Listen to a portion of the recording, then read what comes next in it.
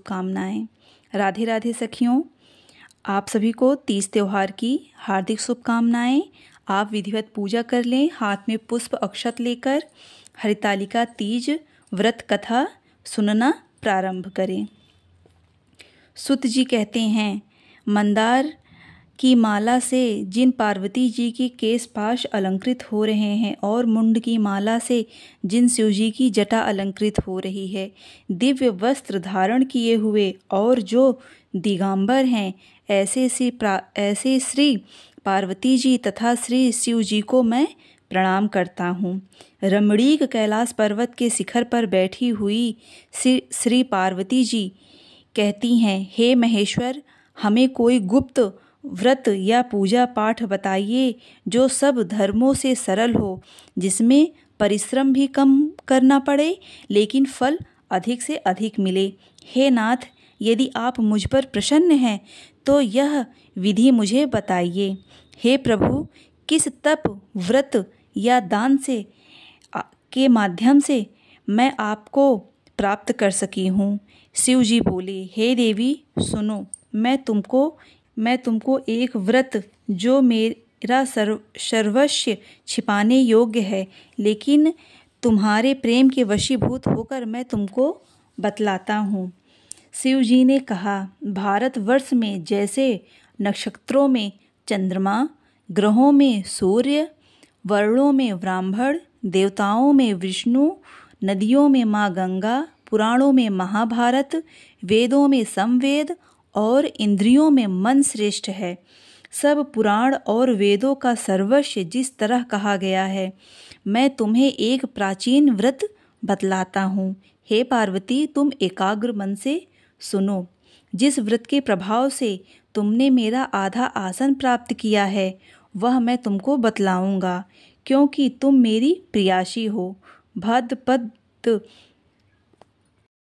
भाद्रपद मास में हस्त्र नक्षत्र से युक्त शुक्ल पक्ष की तृतीया तिथि को उसका अनुष्ठान मात्र करने से स्त्रियां सब पाप से मुक्त हो जाती हैं।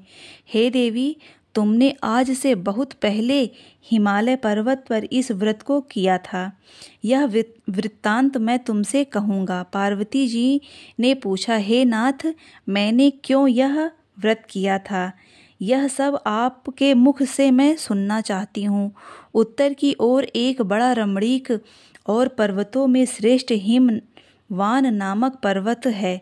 उसके आसपास तरह तरह की भूमियाँ हैं, तरह तरह के वृक्ष उस पर लगे हुए हैं। नाना प्रकार के पक्षी और नाना प्रकार के पशु उस पर निवास करते हैं। वहाँ पहुंचकर गंधर्व के साथ बहुत से देवी देवता, सिद्ध चरण पक्षीगण सर्वदा प्रसन्न मन से विचरण करते हैं। वहाँ पहुंचकर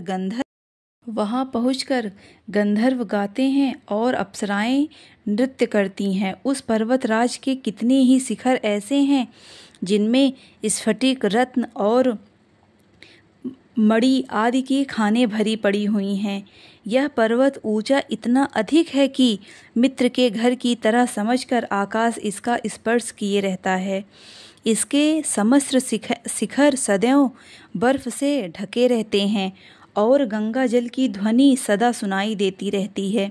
हे पार्वती, तुम बाल्यकाल में उसी पर्वत पर तपस्या करती थी। 12 वर्ष तक तुम उल्टी लटक कर केवल धुआं पीकर रही। 64 वर्ष तक तुम सूखे पत्ते खाकर रही। माघ मास में तुम जल में बैठी रहती और वैशाख की दोपहरिया में पंचअग्नि तपती। श्रवण महीने में जल बरसता तो तुम भूखी प्यासी रहकर मैदान में बैठी रहती। तुम्हारे पिता इस तरह के कष्ट सहन को देखकर बड़े दुखी हुए। वे चिंता में पड़ गए कि मैं अपनी कन्या किसको दूंगा। उसी समय नारद जी वहां आ पहुँचे। मुनि श्रेष्ठ नारद जी उस समय तुम्हें देखने गए थे। नारद जी को देखकर गिरि ने उन्हें सुंदर आसन दिया, उनका पैर धुलाया और उनकी पूजन की। हिमवान बोले, स्वामी, आप किस लिए यहाँ आए हैं? मेरे अहोभाग्य, आपका आगमन मेरे लिए अच्छा हो। नारद ने कहा, हे पर्वतराज सुनो, मैं भगवान विष्णु का भेजा हुआ आपके पास आया हूँ। आपको चाहिए कि यह योग्य कन्या रत्न किसी योग्य वर को दें। भगवान विष्णु के समान वर ब्रह्मा, इंद्र और शिव इनमें से कोई नहीं है। इसलिए मैं यही कहूँगा कि तुम अपनी कन्या भगवान विष्णु को ही देना। हिमवान ने कहा, भगवान विष्णु स्वयं मेरी कन्या ले रहे हैं और यह संदेश आप लेकर आए हैं। मैं अपनी कन्या उन्हें अवश्य दूंगा। हिमवान की इतनी बात सुनकर मुनिराज नारद आकाश में विलीन हो गए। पीतांबर, शंख, चक्र और गदाधारी भगवान विष्णु के पास जा पहुँचे। वहाँ हाथ जोड़कर नारद जी ने भगवान विष्णु से कहा, हे देव सुनिए, मैंने आपका विवाह पक्का कर दिया है। उधर हिमवान ने पार्वती से कहा कि हे पुत्री, मैंने तुम्हें भगवान विष्णु को देने का संकल्प कर लिया है। तब पिता की बात सुनकर तुम बिना उत्तर दिए ही अपने सखी के घर चली गई। वहाँ जमीन पर पड़कर तुम बड़ी दुखी होकर विलाप करने लगी। तुमको इस प्रकार विलाप करती देख तुम्हारी सखी बोली, तुम इतनी दुखी क्यों हो? इसका कारण मुझे बताओ। तुम्हारी जो कुछ इच्छा होगी मैं यथाशक्ति उसको पूर्ण करने की चेष्टा करूँगी, इसमें कोई संशय नहीं है। पार्वती बोली, जो कुछ अभिलाषा है तुमसे तुम उसे प्रेम पूर्वक सुनो। मैं एकमात्र शिवजी को अपना पति बनाना चाहती हूँ, इसमें कुछ भी संशय नहीं है। मेरे इस विचार को पिताजी ने ठुकरा दिया है, इससे मैं अपना शरीर त्याग दूंगी। पार्वती की इस बातों को सुनकर उसकी सखी कहने लगी, शरीर त्याग ना करो, चलो हम किसी ऐसे वन में चलते हैं जहाँ पिताजी हमें ढूंढ ना सके। ऐसा सलाह कर तुम वैसे वन में जा पहुँची। उधर तुम्हारे पिता घर घर तुम्हें खोजने लगे। दूतों द्वारा भी खबर लेने लगे कि कौन देवता या किन्नर मेरी पुत्री का हरण कर ले गया। उन्होंने मन ही मन कहने लगे, नारद जी के आगे प्रतिज्ञा कर चुका हूँ कि मैं अपनी पुत्री भगवान विष्णु को दूंगा। ऐसा सोचते सोचते हिमवान मूर्छित हो गए। गिरिराज को मूर्छित देखकर सब लोगों में हाहाकार हो गया। लोग दौड़ पड़े। जब वह होश में आए तो सब पूछने लगे कि हे गिरिराज, आप अपनी मूर्छा का कारण बताएं। हिमवान बोले, आप लोग मेरे दुख का कारण सुनो। ना मालूम कौन मेरी कन्या का हरण कर ले गया है। ऐसा नहीं हुआ तो उसे कौन ले गया, या फिर उसे किसी काले सांप ने काट लिया या सिंह खा गया। हाय हाय, मेरी बेटी कहाँ गई? किसी दुष्ट ने मेरी पुत्री को मार डाला। ऐसा कहकर वह वायु के झोंके के समान कांपने लगे। इसके बाद हिमवान तुम्हें वन वन खोजने लगे। वह वन भी हिंसक जीव जंतुओं से, जानवरों से भयानक हो रहा था। तुम भी अपनी सखी के साथ उस भयानक वन में चलती चली एक ऐसी जगह जा पहुंची जहाँ पर एक नदी बह रही थी। उसके रमणीक तट पर एक बड़ी सी कंदरा थी।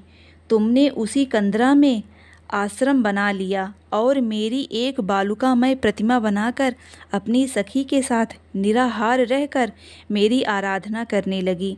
जब भाद्रपद शुक्ल पक्ष की हस्तयुक्त तृतीया तिथि प्राप्त हुई तब तुमने मेरा विधिवत पूजन किया और रात भर जग कर गीत संगीत भक्ति भजन से तुमने मुझे प्रसन्न करने में समय बिताया। उस व्रत राज के प्रभाव से मेरा आधा आसन डगमगा गया, जिससे मैं तत्काल उस स्थान पर जा पहुंचा जहां तुम अपनी सखियों के साथ रहती थी। वहां पहुंचकर मैंने तुमसे कहा कि मैं तुम पर प्रसन्न हूँ, बोलो तुम क्या चाहती हो। तुमने कहा, मेरे देवता, यदि आप मेरे ऊपर प्रसन्न हैं तो मेरे पति बने। मैंने तथास्तु कह कैलाश पर वापस आ गया और तुमने वह प्रतिमा नदी में प्रवाहित कर दी। सखी के साथ उस महाव्रत का पारण किया। हिमवान भी तब तक उस वन में तुम्हें खोजते हुए आ पहुँचे। चारों दिशाओं में तुम्हारी खोज करते करते वो अत्यंत व्याकुल हो चुके थे, इसीलिए तुम्हारे आश्रम के समीप पहुँचते ही वह गिर पड़े। थोड़ी देर बाद उन्होंने नदी के तट पर 2 कन्याओं को सोते हुए देखा। देखते ही उन्होंने तुम्हें छाती से लगा लिया और बिलख कर रोने लगे। फिर पूछे, हे पुत्री, तुम इस सिंह, व्याघ्र आदि जीव जंतुओं से भरे वन में क्यों आ पहुँची? पार्वती ने उत्तर दिया, हे पिता, मैंने पहले ही अपने आप को शिवजी के हाथों सौंप दिया था। आपने मेरी बात टाल दी, इससे मैं यहाँ चली आई। हिमवान ने अपनी बेटी को समझाया और बोले, हे पुत्री, मैं तुम्हारी इच्छा के विरुद्ध कुछ ना करूँगा। वे तुम्हें अपने साथ घर ले आए और मेरे साथ तुम्हारा विवाह करा दिया। इससे तुम मेरा आधा आसन प्राप्त किया। तब से आज तक किसी के सामने मुझे यह व्रत प्रकट करने का अवसर नहीं प्राप्त हुआ। हे देवी, मैं तुम्हें बताता हूँ कि इस व्रत का नाम हरितालिका क्यों पड़ा। तुमको सखियाँ हर ले गई थी, इसी से इसका नाम हरितालिका पड़ा। पार्वती जी ने कहा, हे प्रभु, आपने नाम तो बताया, अब इसकी विधि भी बताएं। इसका क्या पुण्य है और क्या फल है? यह व्रत कौन करे? श्री शिवजी पार्वती जी से कहते हैं, हे देवी, मैंने समस्त स्त्री जात की भलाई के लिए यह व्रत उत्तम बतलाया है। जो स्त्रियां अपने सौभाग्य की रक्षा करना चाहती हैं, वह यत्नपूर्वक इस व्रत को अवश्य करें। केले के खंभे आदि से सुशोभित एक सुंदर मंडप बनावें। उसमें रंग बिरंगे रेशमी कपड़े का चांदा लगवाएं। चंदन आदि सुगंधित द्रव्यों से वह मंडप लिपवाएं। फिर शंख, भेरी, मृदंग आदि बजाते हुए बहुत से लोग एकत्र होकर तरह तरह के मंगलचार गाते हुए उस मंडप में पार्वती तथा शिव जी की प्रतिमा स्थापित करें। उस रोज दिन भर उपवास कर बहुत से सुगंधित पुष्प, सुगंधित और मनमोहक धूप, नाना प्रकार के नैवेद्य आदि एकत्र कर मेरी पूजा करें और रात भर जागरण करें। ऊपर जो वस्तुएं गिनाई गई हैं उनके अतिरिक्त नारियल, सुपारी, जंभीरी, नींबू, लौंग, अनार, नारंगी, केला और मौसमी फल, जो उस मौसम में फल प्राप्त हो सके, उन सब को इकट्ठा कर लें। उस ऋतु में जो फल आते हैं उन सब को विशेष रूप से रखें। इसके बाद धूप दीप से मेरा पूजन और प्रार्थना करें। हे शिव रूपिणी, हे मंगले, सब अर्थों को देने वाली हे देवी, हे शिव रूपी, मैं आपको नमस्कार करता हूँ। हे शिव रूपे, आपको सदा के लिए मैं नमस्कार करता हूँ। हे ब्रह्म रूपिणी, मैं आपको नमस्कार करता हूँ। हे जगदात्री, मैं आपको नमस्कार करता हूँ। हे सिंहवाहिनी, मैं आपको नमस्कार करता हूँ। हे सिंहवाहिनी, संसार के भय से भयभीत मुझ दीन की रक्षा करें। इस मनोकामना की पूर्ति के लिए मैंने आपकी पूजन किया है। हे पार्वती, मुझ पे राज और सौभाग्य दें, मुझ पर प्रसन्न होवें। इन्हीं मंत्रों से माँ पार्वती तथा शिवजी की पूजन करें। उसके बाद विधि पूर्वक कथा सुनें और ब्राह्मण को वस्त्र, गौ, स्वर्ण आदि दान देवें। इस तरह से एक चित्त होकर स्त्री पुरुष दोनों एक साथ पूजन करें। फिर वस्त्र आदि जो कुछ हो उसका संकल्प करें। देवी, इस प्रकार जो स्त्री पूजन करती है वह सब पापों से छूट जाती है और उसे 7 जन्म तक सुख सौभाग्य प्राप्त होता है। जो स्त्री तृतीया तिथि का व्रत न करके अन्न भक्षण करती है वह 7 जन्म तक बाध्य रहती है और उसको बार बार विधवा होना पड़ता है। वह सदा दरिद्र, पुत्र शोक और शोकाकुल स्वभाव की लड़की ही बनती है। वह दुख भोगने वाली होती है और उपवास न करने वाली स्त्रियां अनंत तक में घोर नर्क में जाती हैं। और मांस खाने से बाघिनी, दही खाने से बिल्ली, मिठाई खाने से चींटी और अन्य पदार्थ खाने से मक्खी होती हैं। तीज को अन्न खाने से सुकरी, फल खाने से बंदरिया, पानी पीने से जोक, दूध पीने से सांपनी, उस रोज सोने से अजगर और पति को धोखा देने से मुर्गी होती हैं। इसीलिए सभी स्त्रियां इस व्रत को अवश्य करें। दूसरे दिन चांदी, तांबा, सोना अथवा बांस के पात्र में अन्न भरकर ब्राह्मण को दान दें और पारण करें। जो स्त्रियां इस प्रकार व्रत करती हैं वह मेरे समान पति पाती हैं और जब उनका अंत समय आता है तो वह तुम्हारे रूप को प्राप्त करती हैं। उसे सब प्रकार के सांसारिक भोग और सुख मिलते हैं। जो यह हरतालिका व्रत कथा पढ़ता है, सुनता है और इसका उपवास करता है।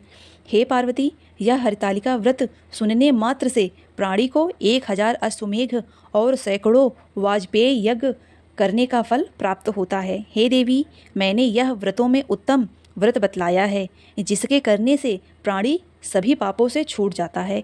इसमें कोई भी संशय नहीं है। आप सभी व्रत को ध्यानपूर्वक सुनी हैं और अपना पुष्प अक्षत भगवान शिव माता पार्वती के चरणों में छोड़ दें और आरती की थाली सुंदर सजाएं और भगवान शिव माता पार्वती की आरती करें।